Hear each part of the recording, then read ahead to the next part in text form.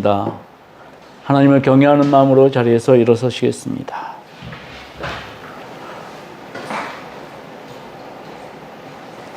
오늘 말씀은 에베소서 5장 6절입니다.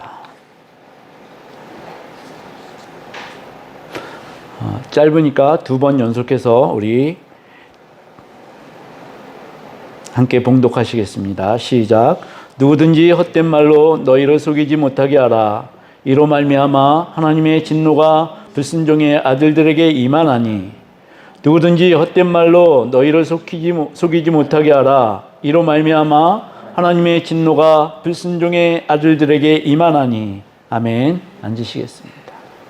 오늘 말씀의 제목은 헛된 속임수와 임박한 진노입니다. 지구 안에 있는 모든 인류는 두 가지로 분류할 수 있습니다. 다 아시듯이 하나님의 자녀 아니면 진노의 아들입니다. 이 외에는 없는 것입니다. 소위 말하는 회색 지대는 없습니다. 그리스도인이든 그리스도인이 아니든 둘 중 하나인 것입니다. 그러므로 인간의 모든 행위는, 우리 그리스도인의 모든 행위만이 아니라 모든 인류의 행위는 하나님과 연결이 됩니다. 나와 이웃과의 관계에서 끝나는 것이 아니라 하나님 앞에서 행하든지 아니면 하나님과 관계없는 행동을 하든지 모든 이 행위는 하나님과 연결이 된다는 것입니다. 또 인간이 하는 모든 행위는 영혼과 연결이 됩니다. 현재의 생에서 끝나는 것이 아니라 영원히 남아 그것이 계속 영향을 미치게 될 것입니다. 영원한 복락의 나라에서 하나님을 영원토록 즐거워하든지 아니면 괴로움과 고통의 세월로 영원을 살 것인지 결정짓게 되는 것이 모든 사람들의 행동이라는 것입니다. 모든 인간은 즐거운 존재로 태어났습니다. 하나님께서 그렇게 만드셨죠. 아담과 하와를 만드실 때 그렇게 만드셨습니다. 그런데 마귀가 어떻게 했습니까? 마귀는 처음부터 에덴 동산에서 사람을 속였습니다. 미혹하여서 하나님을 떠나게 만들었습니다. 결국 인류는 하나님이 창조하셨지만 마귀의 속임수로 마귀의 자녀가 되는 비극을 맞이하게 됐습니다. 그것이 인류 역사의 시작입니다. 이 마귀는 그때나 지금이나 여전히 우리를 미혹하고 속이고 있는 존재입니다. 이 마귀는 사람들의 마음에 하나님을 향하는 문을 닫아버리고 세상을 향하는 그 문을 활짝 열어 제꼈습니다. 그래서 사람들은 하나님을 대적하는데 더 교묘해지고 교활해졌으며 그것을 잘하는 사람들은 야, 현대인 같다 이렇게 칭찬의 면류관을 씌워줍니다. 사도 바울은 이로 말미암아 하나님의 진노가 임한다 이렇게 말씀합니다. 오늘 본문의 이로 말미암아라는 말씀은 사도 바울이 앞에 열거한 죄악들입니다. 음행, 온갖 더러운 것, 탐욕, 그리고 누추한 말, 어리석은 말, 희롱의 말로 말미암아 하나님의 진노가 임한다는 것입니다. 그런데 이 진노가 임하고 이렇게 되어지는 그 결과들은 두 가지 이유가 있습니다. 첫 번째는 말씀드렸듯이 마귀의 속임수 때문에 그렇다는 것입니다. 마귀는 거짓의 아비이기 때문에 정말 속임수에 능합니다. 마귀는 인간의 온갖 생각들을 장려합니다. 하지 말아야 될 생각들도 하게 만듭니다. 그리고 뭐라고 말하냐니까 인간은 누구나 그러한 생각들을 할 권리가 있다고 말합니다. 인간이 자신의 삶을 자기 마음대로 사는 것, 어떤 것에도 얽매이지 않고 하나님께도 얽매이지 않는 그 삶을 너답다라고 하면서 장려합니다. 오만 가지 생각과 거기에 따르는 실천들이 아무리 변태적이라도 그것은 너다운 일이야 하고 칭찬합니다. 그러다 보니까 이 세상은 온갖 범죄들이 난무하게 되었습니다. 그런데 이 범죄자들한테도 해주는 말이 있습니다. 이 사람이 범죄를 저지를 수밖에 없는 그 상황을 우리가 돌이켜 봐야 된다. 그래서 더 많은 감옥을 짓고 이 사람들에게 더 친절하게 대해 주어야 하며 어릴 때의 환경이나 이런 것들을 뒤돌아봐야 한다. 이렇게 말합니다. 그래서 결국에는 이 사람이 어떤 범죄를 저지르면은 그 사람의 형을 가하기 전에 먼저 이제는 감형하는 것을 먼저 들여다봐야 된다. 이렇게 말합니다. 그것을 살인의 죄를 저질렀다. 법정에서 다툼이 있으면 심신미약을 주장하고 나옵니다. 이 사람은 질병이 있기 때문에 이 살인에 이르게 된 것입니다. 그러니 이것을 판단하여 주십시오. 해가지고 살인의 죄를 많이 깎아줍니다. 그것이 현실입니다. 사회적으로 유력한 사람들은 이 성경에서 하나님의 진노를 삭제하려고 굉장히 애를 씁니다. 그래서 성경을 도덕과 윤리의 책으로 만들되 여기서 진노하시는 하나님을 삭제하려고 시도하여서 죄인의 삶을, 죄인의 이 죄의 성향을 더욱 부추기고 있는 그러한 현실입니다. 또 두 번째, 이러한 죄들이 계속되어지는 것은, 우리를 속이는 이런 죄의 행위는 이 마귀의 생각과 맞아떨어지는 인간의 내면 때문에도 그렇다는 것입니다. 인간의 내면이 이제는 완전히 마귀화가 되어 있는 것입니다. 타락한 인간의 그 마음에는 이제 마귀가 완전히 도사리고 자리하고 있습니다. 그래서 인간의 이 내면이 마귀화가 되었기 때문에 얼마나 끈질기게 이 마귀적인 성향이 나타나는지요. 예수를 믿지만 예수 그리스도의 피로 정결케 되어지는 이 습성이 우리 마음 한가운데를 차지하기가 쉽지 않다는 것입니다. 그래서 그리스도인들조차도 자신의 죄를 정당화하려고 하고 심판의 십자가를 그 마음에 두기를 싫어합니다. 따라서 자신이 즐거워하고 기뻐하던 죄의 습관에서 결코 노연하고 싶어하지 않는다는 것이죠. 삶이 조금만 어려워지면 십자가의 길을 걸어가는 것을 포기하려고 합니다. 조금만 어려워지면 포기하려고 하는 것이면은 그나마 괜찮은데 조금만 나아져도 역시 십자가의 길을 걸어가는 것을 그만두려고 합니다. 하나님의 진노를 일으키는 이 모든 죄악들은요, 어제나 오늘이나 지금이나 우리를 빼곡히 둘러서 짐치고 있습니다. 그래서 우리가 조금만큼의 어떤 빈틈을 보이게 되면은 이것들은 그냥 침투하게 되더라는 것입니다. 성경은 계속해서 말씀하고 있는 게 하나님은 진노하시는 하나님이시라는 것입니다.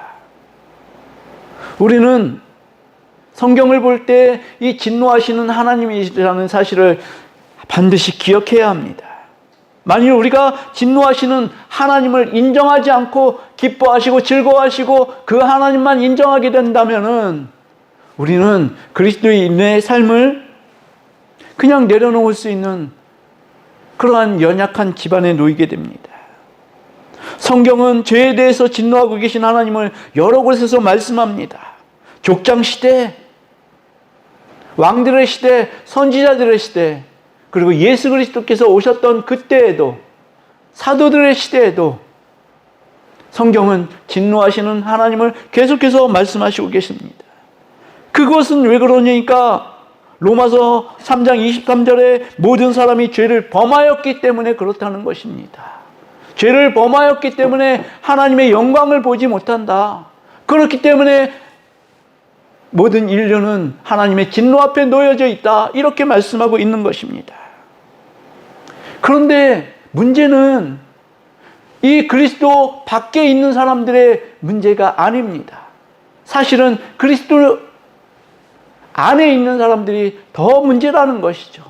사도 바울은 에베소서를 세상 사람들에게 쓴 것이 아니라고 말씀드렸습니다. 그리스도를 믿고 그리스도 안에 있는 사람들에게 이 서신을 쓴 것입니다. 결국 그리스도 안에 있는 사람들이 문제라는 것입니다. 당연히 믿지 않는 사람들에겐 하나님의 진노는 불가분의 관계지만 오늘 사도는 믿는 성도들에게 이 말씀을 쓰고 있습니다. 이것은 사실은 돌이켜보면 굉장히 충격적인 편지입니다. 믿는다고 하는 너희들이 세상 사람들과 같은 죄악을 계속 행한다면 하나님의 진노가 역시 너희들에게도 임할 수밖에 없다라는 것이 사도 바울의 경고인 것입니다. 교회 밖에만 하나님의 진노가 임하는 것이 아니라 교회 안에도 하나님의 진노가 임할 수 있다는 것입니다. 이 경고를 가볍게 듣지 않으시길 주님의 이름으로 축복합니다. 하나님의 진노는 로마서에 따르면 불의로 진리를 막아서 경건치 않게 행동하는 사람들에게 임한다고 합니다. 불의 그 자체에 임하기도 한다고 합니다. 로마서 1장 18절에 이렇게 말합니다. 하나님의 진노가 불의로 진리를 막는 사람들의 모든 경건하지 않음과 불의에 대하여 하늘로부터 나타나나니. 이 불의에 대한 전형적인 예를 로마서 1장 25절, 26절에 이렇게 말씀합니다. 우리 함께 읽어봤으면 좋겠습니다.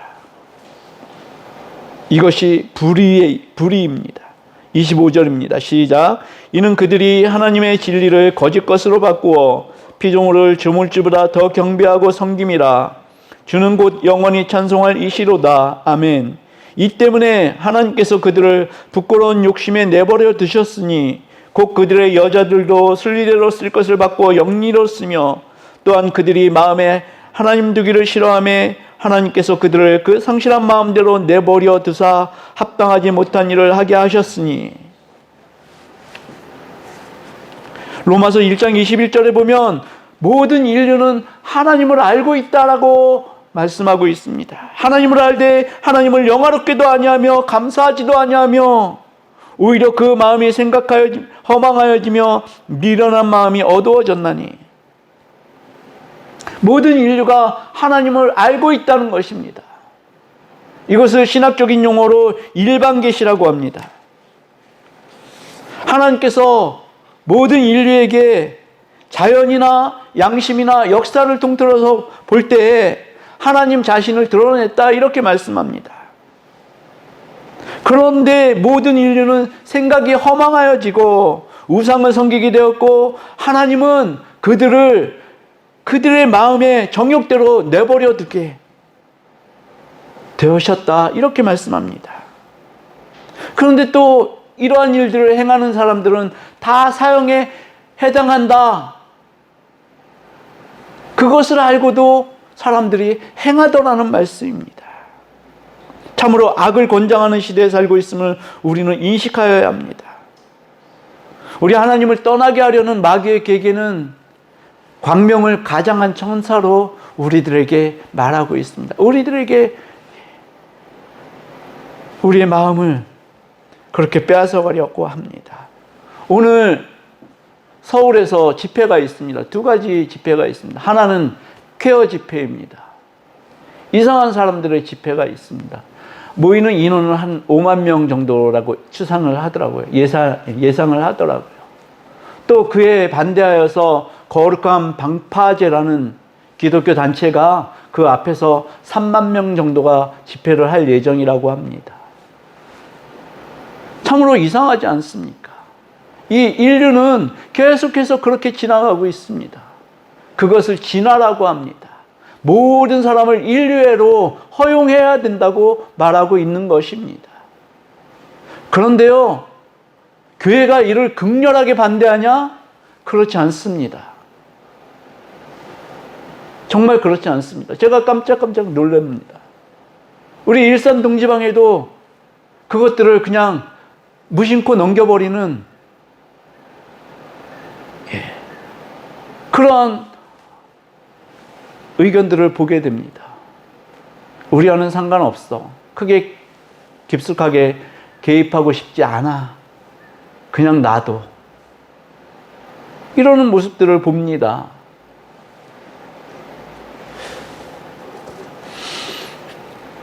속상한 일 아닙니까? 하나님께서는 결코 이런 것들은 다 사형이다라고 말씀하시는데 그냥 인류애로 불쌍히 여김으로 이 사람들에게 그렇게 행해야 된다는 것입니다. 그냥 놔두라는 것입니다. 그런데 마귀는요, 계속해서 전쟁을 치릅니다. 우리에게 전쟁을 걸어옵니다. 사실은 영적인 전투거든요. 전쟁이거든요. 근데 우리는 그냥 뒤로 패퇴하는 것입니다. 우리의 땅을 계속해서 거룩한 땅을 빼앗기고 있는 것입니다. 우리가 여기에 대해서 기도해야 할 줄로 믿습니다. 오늘 성경에서 말씀하고 있는 이 하나님의 진노는 언제 임합니까? 오늘 본문의 말씀을 보면은 현재 임하고 있다는 것입니다. 지금 일어나고 있다. 하나님의 진노는 이렇게 말씀합니다.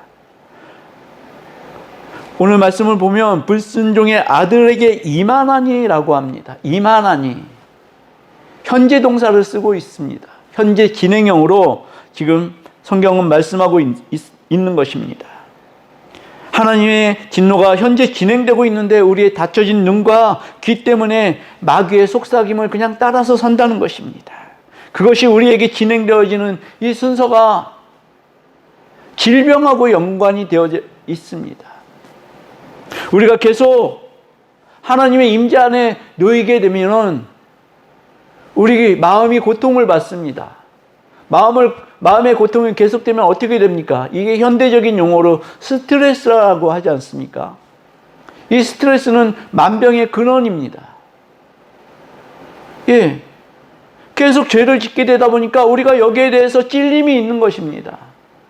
그러다 보니까 얘를 떠나지 않으면은 계속 이 마음에 떨림이 있고 찔림이 있으니까 이게 스트레스로 작용을 하게 됩니다. 결국 이 스트레스는 우리 육체의 질병을 유발을 한다는 것이죠.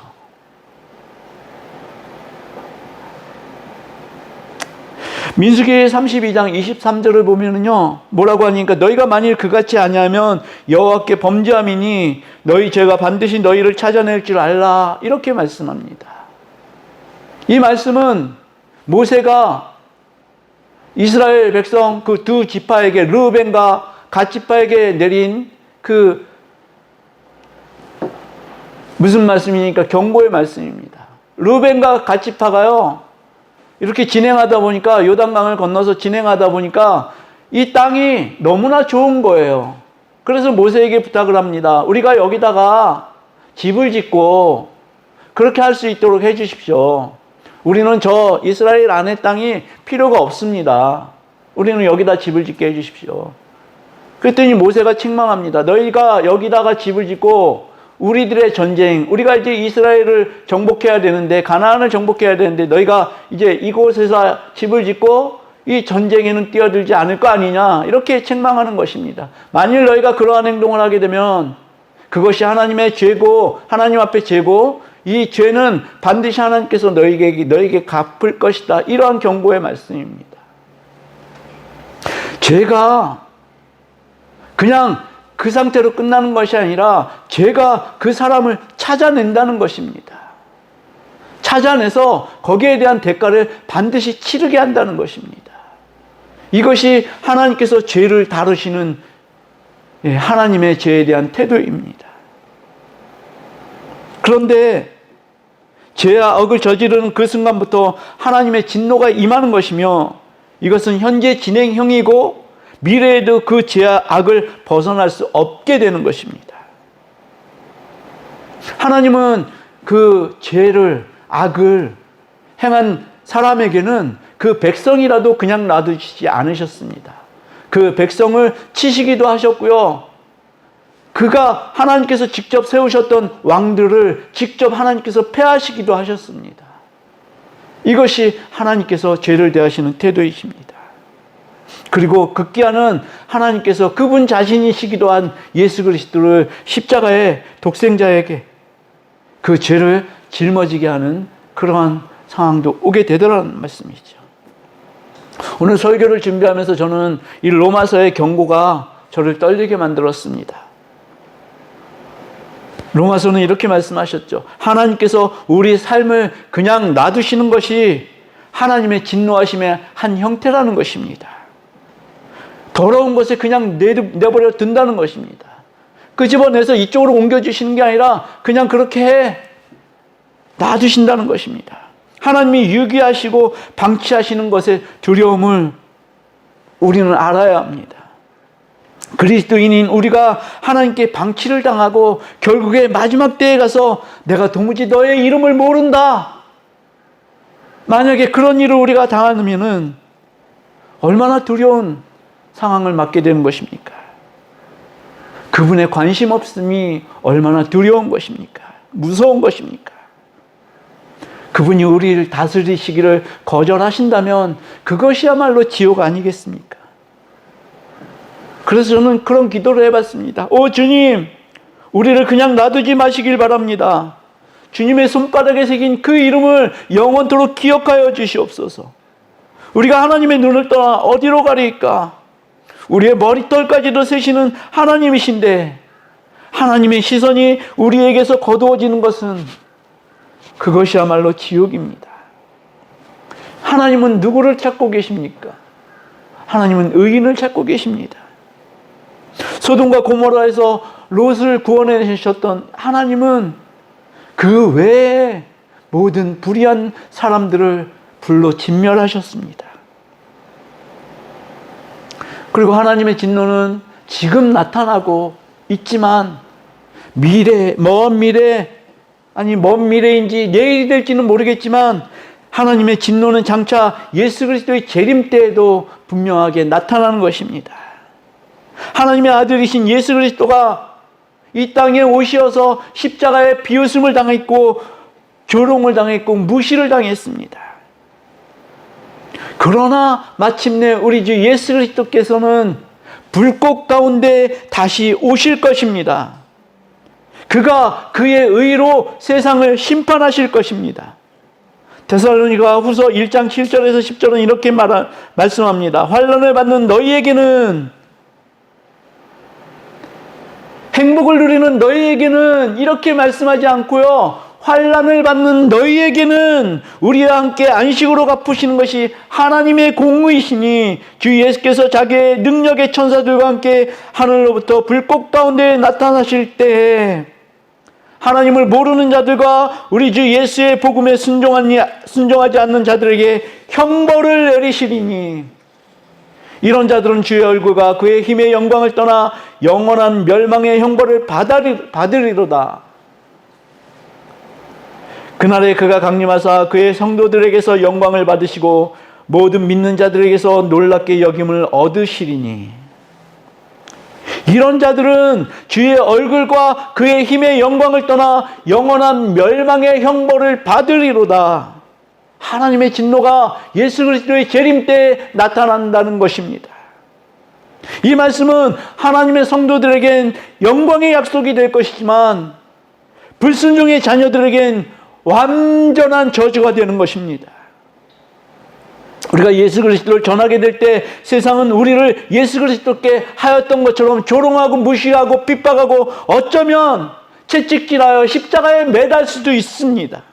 예수님께 그렇게 하였던 그때처럼 우리가 예수 그리스도를 세상에 전하면 그럴 수 있다라는 것입니다. 그런데 예수님은요, 가서 전하라 라고 말씀하셨습니다. 가서 전하라. 오늘 아침에 제가 낭망이 되었던 이유가 한 교회가 부활을 시작합니다. 부흥을 시작합니다. 그런데 그 교회 모토가 그렇더라고요. 수평이동은 받지 않겠다. 얼마나 멋진 선포입니까? 수평이동은 받지 않겠다. 그래서 예수 믿지 않던 이들만 이 교회가 받아들이겠다. 그랬는데요, 많은 사람들이 구원을 받았습니다. 그 교회가 부흥하기 시작했습니다.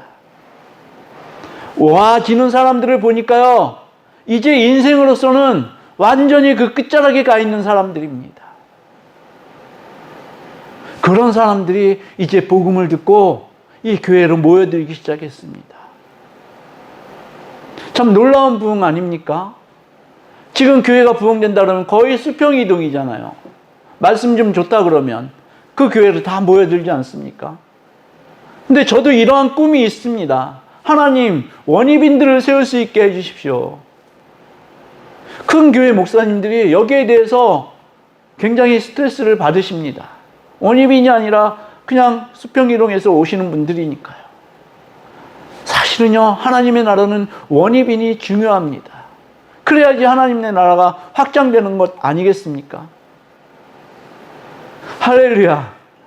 우리 교회도, 우리 주님의 습교회도 그렇게 되어지기를 바랍니다. 예, 간절히 바랍니다. 그러면은 어떻게 해야 됩니까? 나가서 전해야 되겠죠. 최근에 만난 어떤 목사님이 그럽니다. 사모님이 그렇게 됐다고 목사님은 목사의 일을 포기할 건가요? 그냥 내버려 둘 건가요? 아니, 저는 그러고 싶은 마음이 추워도 없습니다. 나는 내 할 일을 할 것입니다. 가서 전할 것이고, 그리고 우리 주님의 습교회를 지킬 것입니다. 할렐루야. 정말 원입인으로 넘쳐나기를 바랍니다. 그러나 여러분, 오늘 그리스도 안에 있든지 그리스도 바깥에 있든지 이 문제보다도 사실은 문제가 세상이 문제가 아니라는 말씀입니다. 우리 자신을 검증해야 한다는 것입니다. 그리스도인의 증거가 우리 안에 있는지 가서 전하라. 모든 사람을 제자로 삼아 아버지와 아들과 성령의 이름으로 세례를 줘라. 이런 말씀이 우리를 움직이게 하는지, 나는 정녕 성령의 말씀대로 살고 있는지, 아니면 하나님의 진노하심이 우리 앞에 놓여 있는지, 예수 그리스도의 재림 때에 우리는 예수 그리스도의 영광을 볼 수 있는 믿음으로 지금 현재 살고 있는지, 우리 자신을 증거해야 하는 것입니다. 검증해야 합니다. 우리는 이제 빛의 자녀이기 때문에 헛된 속임수가 우리를 주관하지 못하게 해야 합니다. 그것을 할 수 있는 최고의 방법은 예수 앞에 있는 것입니다. 성경을 보고 기도를 하는 것입니다. 바울이 치밀하고도 세세하게 아주 자세하게 사랑하는 마음으로 써내려간 편지의 구체적인 내용, 이것을 우리가 바울의 마음을 정말 이해를 한다면은, 바울의 마음을 만난다면 이 말씀이 얼마나 복된 말씀이겠습니까?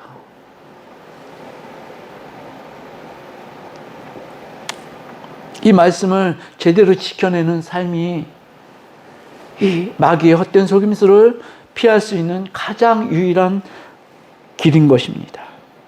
하나님의 진노를 피할 유일한 길, 우리 너무나 잘 알고 있죠. 우리는 이미 그 반열에 들어서 있지 않습니까? 하나님의 진노를 피할 유일한 길은 무엇입니까? 바로 예수 그리스도입니다. 할렐루야. 예수 그리스도밖에는 없는 것입니다. 의인이 아닌 우리들로서는 도무지 할 수 없고 또 피할 수 없는 길을 예수께서 그분의 십자가를 지심으로 주님께서 열어놓으셨습니다. 하나님이 찾으시는 의인은 다른 것 아닙니다. 예수 그리스도 안에 있는 자입니다. 예수 그리스도 안에 있든지 아니면 그의 밖에 있든지 예수 안에 있는 그 길 외에는 없는 것입니다. 땅이 갈라져서 삼키든지 하늘을 불로 태우든지 하나님이 없는 자, 예수 그리스도의 십자가를 통과하지 못한 자는 하나님의 진노 앞에 놓이게 되는 것입니다.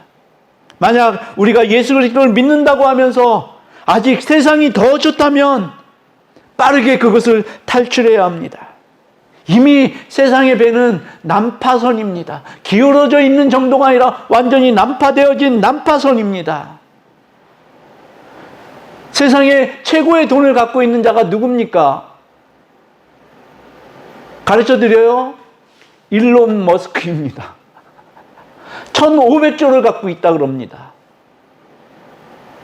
하루에 400억인가요? 하루에 400억을 소비해도요, 100년을 써도 못 쓴대요. 400억을 소비해도요. 그 정도의 돈을 갖고 있는 자가 일론 머스크입니다. 그런데 그런 사람들이 하는 말이 너무 허무맹랑합니다. 이 땅에 살고 있는 이 현실은 가상현실의 가능성이 훨씬 더 높다라는 것이에요. 이 땅은 누가 만들었냐? 자기가 이렇게 어떤 책을 읽어보니까 옥스퍼드 대학교의 철학자가 지은 책을 읽어보니까 아주 과학적으로 진보를 이룬 사람 있지 않습니까? 그 사람이 이것들을 다 세팅을 해놨다는 겁니다. 그래서 사람이 죽으면 컴퓨터를 그 전원을 꺼버린 상태가 사람의 죽은 상태다. 이런 식으로 얘기를 합니다. 이게 성경 말씀과 얼마나 대치되는 말씀입니까? 이러한 허무한 일들을 하고 있는 사람들이 트럼프 대통령인 극보수라고 하죠. 그 밑에 들어가서 같이 일을 하고 있습니다. 같이 일을 하다가 자기들의 어떤 이해타산이 떨어지면 다시 떨어져서 각자 서로를 비난하다가 또 다시 뭉치고, 세상은 완전히 난파선입니다. 할렐루야. 그것에서 빨리 탈출하시기 바랍니다. 그리스도의 품으로 풍덩 뛰어드십시오. 그 풍성한 품으로 뛰어드십시오. 그분은 우리를 받아주십니다. 우리는 빛의 자녀입니다. 할렐루야.